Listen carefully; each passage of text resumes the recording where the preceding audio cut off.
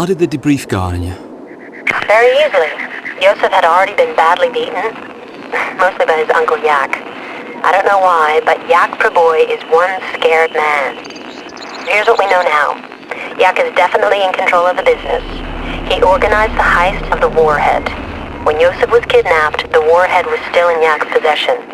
It had not been delivered. Yes, another success for Davy Jones' I.G.I. Yes, all on your own. Well done. We'll cope with this then. Yak has over 50 properties and warehouses. The warhead could be in any one of them. However, Yak Praboy uses several secure military communication channels. Yosef gave us the channel's codes, and I've identified the key node.